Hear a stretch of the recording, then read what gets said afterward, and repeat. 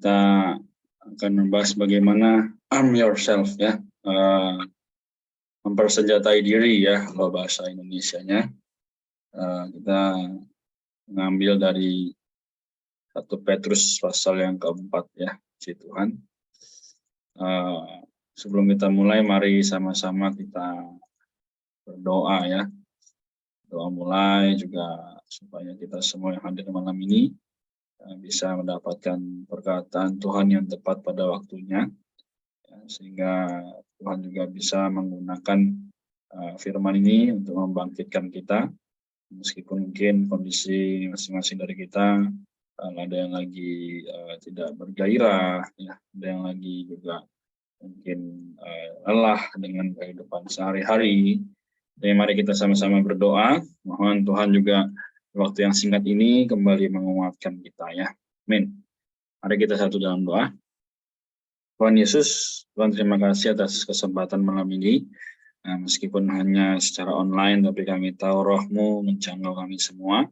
Juga berkatilah teman-teman kami yang belum bisa bergabung, dimanapun mereka, apapun yang mereka kerjakan, juga Tuhan bisa menyertai mereka seperti Tuhan menyertai kami. Tuhan, kami berdoa, sungguh terpujilah nama-Mu, yang dalam kitab 1 Petrus pasal yang keempat ini yang bisa melihat dengan jelas apa yang Kau kehendaki. Terima kasih Tuhan Yesus, saya berdoa dan mengucap syukur. Amin.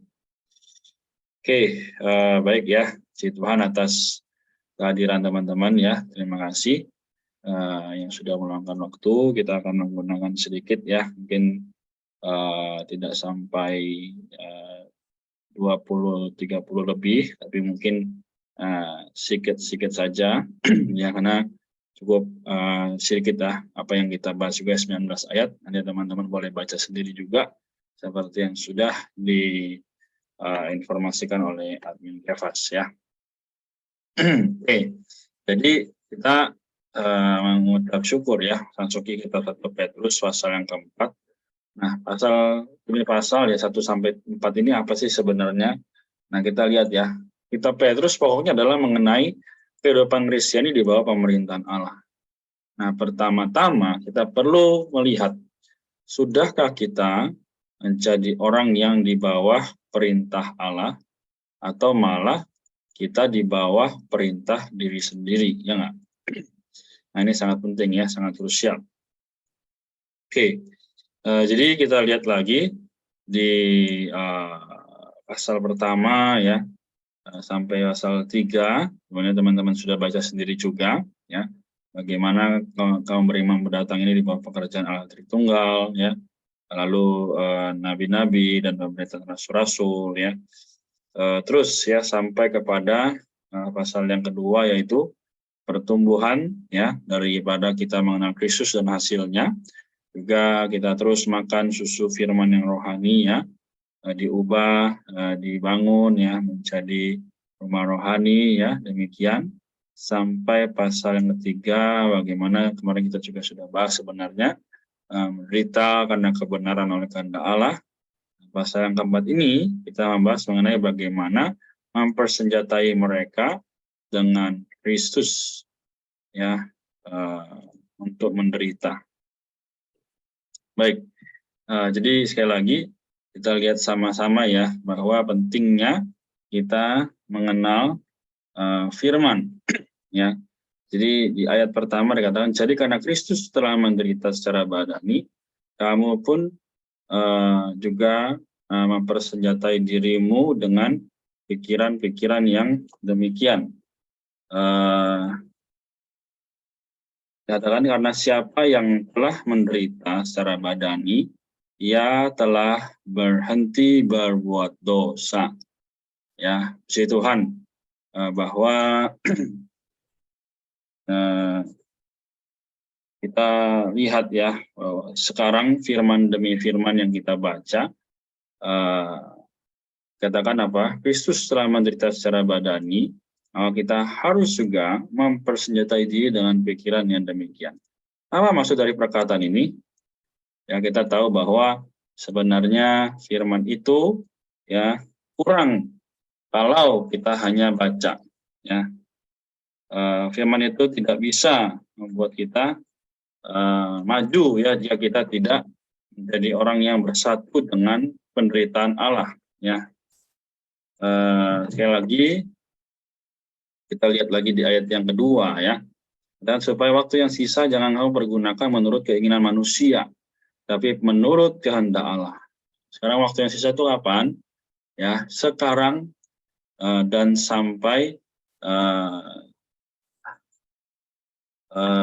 selama-lamanya ya, sampai Tuhan datang.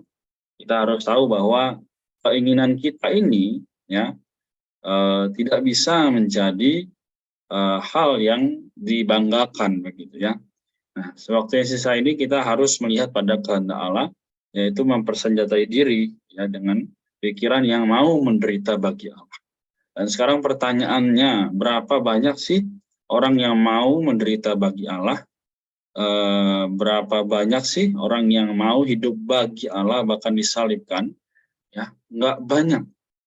Nah, di ayat yang ketiga dikatakan, sebab telah cukup banyak waktu kamu pergunakan untuk melakukan apa yang suka dilakukan bangsa-bangsa yang tidak mengenal Allah. Kamu telah hidup dalam berbagai hawa nafsu, keinginan, kemabukan, pesta pora, perjamuan, minum, dan penyembahan berhala yang terlarang.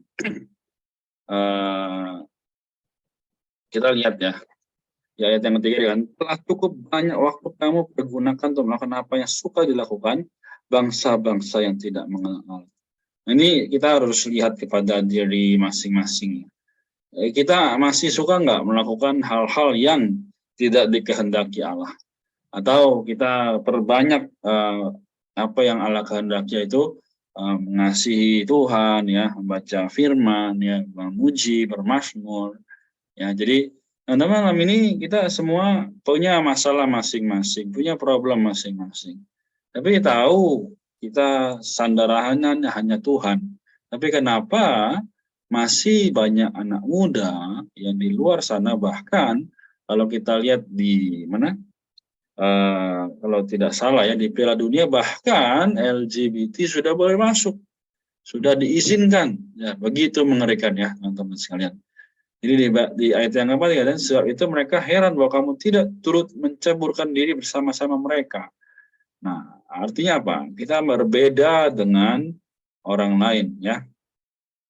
Kita berbeda dengan orang-orang di luar sana. Nah, sekarang kita lihat ya bahwa sebenarnya Tuhan ingin apa sih? Ya, Tuhan ingin supaya kita sebagai orang beriman tidak menjadi orang yang munafik, ya. Maksudnya munafik apa?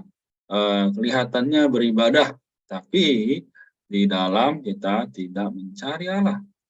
Nah, ayat yang ke-6 katakan, situlah sebabnya Injil telah diberitakan juga kepada orang-orang mati, supaya mereka sama seperti semua manusia dihakimi secara badani, tapi oleh roh dapat hidup menurut kehendak Allah. Baik, ya, ini Injil telah diberitakan.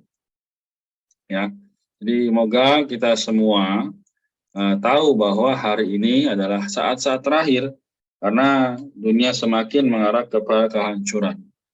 Ya, jadi semoga malam ini ya, melalui beberapa ayat yang sudah kita baca dan yang sudah kita bahas, teman-teman bisa terbantu ya, terutama dalam kerohanian ya, terutama dalam hal-hal yang sangat berkaitan dengan kehidupan manusia Allah ya. Jadi semoga kita semua kita lanjutkan ya, bisa menjadi orang yang sadar bahwa Tuhan, hari ini Engkau mau hidupku adalah bagi pembangunan rumah Allah, ya, bagi kasih karunia Allah. Ya. Nah, sekarang di ayat yang ke-7 sampai seterusnya, kita lihat ya, kesudahan satu sudah dekat. Karena itu kuasalah dirimu dan waspadalah supaya kamu dapat berdoa. Kenapa? Supaya kamu tidak berdosa, tapi supaya kamu dapat berdoa. Teman-teman pikirkan bahwa sebenarnya berdoa adalah perkara yang sederhana. Kita hanya pejamkan mata, lipat tangan, tapi sangat sulit dikerjakan apabila ya kita tidak menjadi orang yang sungguh-sungguh. Ya. Nah, ayat 8 yang terutama, kasihilah sungguh-sungguh seorang akan yang lain, Sebab kasih menutupi sebanyak sekali dosa. Amin ya, teman-teman. Jadi pembacaan Alkitab kita sebenarnya semua adalah perkataan berkat yang dari mana Tuhan berbicara melalui banyak rasul ya, termasuk kita hari ini dapat memperolehnya. Nah, jadi ayat 10 dibilang, layanilah seorang akan yang lain sesuai dengan karunia yang telah diperoleh tiap-tiap orang sebagai pengelola yang baik dari anugerah Allah. Jadi teman-teman, sekali lagi memang kehidupan kita sulit kalau kita tidak bersyukur. Sekali lagi penghidupan kita sulit kalau kita tidak sadar Allah. Nah, kita gunakan kekuatan sendiri ya. Memang kita berkuliah, memang kita hidup sehari-hari, memang kita bekerja dan sebagainya. Tapi apa teman-teman, kita tidak memperoleh kasih karena kita artinya apa? Kehilangan anugerah, kehilangan kasih karunia Allah ini. Ya, kita harus melihat kepada satu kondisi ya, di mana Tuhan menginginkan kita terus maju. Ya, di ayat 11 yang dikatakan, jika ada orang yang berbicara, baiklah ia berbicara sebagai orang yang menyampaikan firman Allah. Jika ada orang yang melayani, baiklah ia melakukannya dengan kekuatan yang dianugerahkan Allah. Nah, kekuatan ini bukan berasal dari diri kita ya. Kita mungkin nggak bisa sabar ya, tapi karena ada kekuatan Allah kita bisa sabar. Ya, kita nggak bisa nggak marah ya, tapi kalau ada kekuatan Allah kita bisa tidak marah, karena semua itu berasal dari Allah. Nah, katakan apa? Supaya Allah dimuliakan dalam segala sesuatu karena Yesus Kristus. Dialah yang punya kemuliaan dan kuasa sampai selama-lamanya. Amin ya. Oke, sedikit lagi teman-teman sekalian. Setelah itu ayat meeting kita selesai. Nah, di perikop yang ketiga kata apa? Bersukacita karena berbagian dalam penderitaan Kristus. Ya, kalau orang biasa ya menerima penderitaan tuh, kok aku malah bersukacita kalau orang lain menderita? Kenapa aku harus bersukacita? Nah, tapi di sini ayat 12 dibilang, saudara yang terkasih, janganlah kamu heran akan nyala api siksaan yang datang kepadamu sebagai ujian. Seolah-olah ada sesuatu yang luar biasa terjadi atas kamu. Nah, di ayat berikutnya dibilang, bersukacitalah sesuai dengan bagian yang kamu dapat dalam penderitaan Kristus, supaya kamu juga boleh bergembira dan bersukacita pada waktu ia menyatakan kemuliaannya. Amin ya. Jadi hari ini ya teman-teman sekalian, kita sudah ada ayat ini ya, bersukacitalah sesuai dengan bagian yang kamu dapat dalam penderitaan Kristus. Misal apa? Misal kita menderita ya, misalnya teman kita ya kan, kita ajak doa ya mereka kesel, mereka marah, ya ngapain sih ajak doa, kita dimarahin. Nah, itu kita menderita. Nah, jadi teman-teman sekalian, hari ini memang kita mau ikut Tuhan itu harus bayar harga ya. Ayat 14 dibilang, berbahagialah jika kamu dihina karena nama Kristus, sebab roh kemuliaan yaitu roh Allah ada padamu. Nah, sekarang kita tahu ya, seluruh dunia sedang merayakan ya Piala Dunia di Qatar ya nggak? Nah, kita nggak nonton itu, kita dihina, cupu nggak nonton ya dan sebagainya. Nah, tapi karena apa? Kita mengasihi Tuhan, kita rela meluangkan waktu beberapa saat, maka kita akan menerima diri Allah, ya, menerima segala sesuatu yang Allah punya dan miliki. Nah, di ayat yang ke-17 ya dikatakan, karena sekarang telah tiba saatnya penghakiman dimulai dari rumah Allah sendiri. Dan jika ada penghakiman itu dimulai daripada kita, bagaimana pula kesudahannya dengan mereka yang tidak percaya pada Injil Allah? Maksudnya apa? Ya, teman-teman sekalian, hari ini ya firman Allah itu terus berbicara, terus menguduskan kita ya, asalkan kita mau bekerja sama dengan Tuhan. Amin enggak ya? Jadi mungkin kesempatan demi kesempatan, hari demi hari, ya dari awal tahun 2022 kemarin ya Januari, ya kita ya sudah berusaha tapi gagal, berusaha tapi gagal. Tapi jangan menyerah ya. Karena hamba-hamba Allah ya, rasul-rasul juga demikian ya pada saat itu. Ya, terutama Petrus ya. Dia mengalami apa? Ketika Tuhan disalibkan, dia berdusta ya, mengaku tidak mengenal Tuhan berapa kali ya, banyak kali ya, sehingga dia harus kembali mencala ikan ya. Teman-teman, jadi hari ini jangan kecil hati ya, jangan putus asa. Ya, kita undang teman tapi nggak ada yang mau, kita ajak teman untuk rohani tapi nggak ada yang mau. Juga jangan menyerah, karena memang untuk satu hal rohani itu perlu perjuangan ya, perlu juga doa-doa dari kita semua. Amin. Ya teman-teman sekalian, semoga malam ini ya di ayat yang ke-19, mungkin ya kita boleh baca, kalau yang nggak bisa bersama-sama boleh dalam kondisi mute. Karena itu baiklah juga mereka yang harus menderitakan akan Allah, menyerahkan dirinya kepada Pencipta yang setia sambil terus berbuat baik. Ya. Memang kita terus menderita, tapi Pencipta kita yang setia, yaitu Yesus Kristus, sanggup untuk membawa kita maju hari demi hari. Amin. Ya, puji Tuhan, kita sampai di sini untuk pembahasan firman mengenai I'm yourself. Ya, kita harus belajar untuk terus mempersenjatai diri kita dengan firman Allah tanpa putus-putusnya. Amin. Nanti rekaman ini akan dikirim ya, jadi bisa kirimkan ke teman-teman lainnya. Semoga memberkati. Mari kita tutup dalam doa. Tuhan Yesus, terima kasih Tuhan malam hari ini atas firman-Mu yang begitu menguduskan kami. Tuhan membawa kami, Tuhan menjadi orang yang mau mempersenjatai diri dengan segala sesuatu yang berasal dari Allah. Tuhan juga dapatkanlah teman-teman kami lainnya, mungkin mereka ada kesibukan, mungkin mereka ada hal yang harus mereka jalani, mereka belum ada waktu untuk menikmati firman Allah. Tuhan kuduskanlah mereka, jaga mereka sama seperti Tuhan menjaga kami. Malam ini kami berdoa Tuhan, sungguh biarlah firman-Mu menguduskan teman-teman Kefas dimanapun berada, apapun yang sedang dikerjakan dan apapun yang dialami.